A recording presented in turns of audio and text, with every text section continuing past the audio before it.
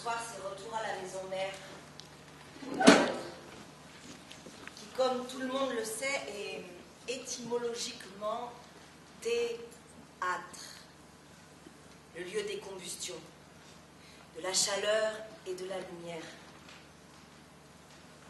le lieu qui s'allume quand le soir vient, fait de tout feu, tout flamme, tandis que dans les alentours, les télés s'éteignent et que les chats ronronnent en vain sur le lit, où ils attendent leur maître et maîtresse alors que le pot de yaourt à la vanille traîne sur la table.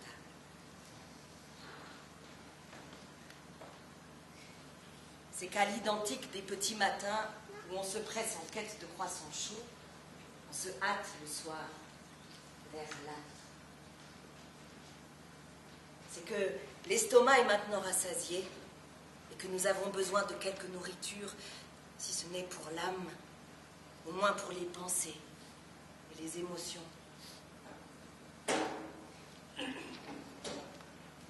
C'est que si nous avons perdu quelques rêves sur les routes cabossées de nos histoires, nous avons encore besoin que quelqu'un nous mine.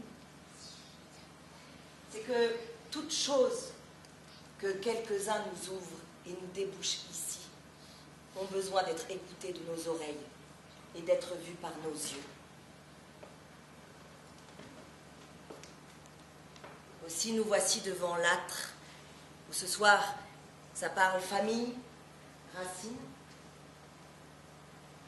ça parle de nos rêves évaporés, de nos oreilles et de nos yeux bouchés et quasi colmatés. C'est vrai qu'on l'aime bien notre théâtre quand même. Même si on dit qu'on va beaucoup dehors, y venir comme un rendez-vous régulier. Voilà, c'est aussi ça. J'espère que vous l'aimez et vous aurez envie de l'aimer comme ça. Effectivement, ce soir du 14 novembre, pour parler de racines et de famille, de racines au pluriel, pas l'auteur. Encore une fois, parler de famille avec un spectacle Abichatz Adieu par Jonathan Caldevielle, un spectacle très étonnant, culotté, original. Alors c'est un sujet inépuisable qui concerne tout le monde, d'où je viens, où je vais, où sont mes racines. Et Jonathan Caldevielle en propose une forme assez touchante, assez émouvante. Alors c'est pas du tout linéaire, c'est pas du tout, c'est pas un récit. Il raconte pas comme ça d'où il vient, comme je le fais là, avec des mots, des phrases qui se suivent, des causes, des conséquences. Il propose plutôt une espèce de collage, comme un album photo qu'il feuillette devant nous. Alors dans son collage, il y a des chansons, les chansons qu'il écoutait quand il était ado à Tarbes. Les chansons des années 80 qui nous chantent là, à Capella. Il y a Madonna, Cabrel, les chants traditionnels du Sud-Ouest.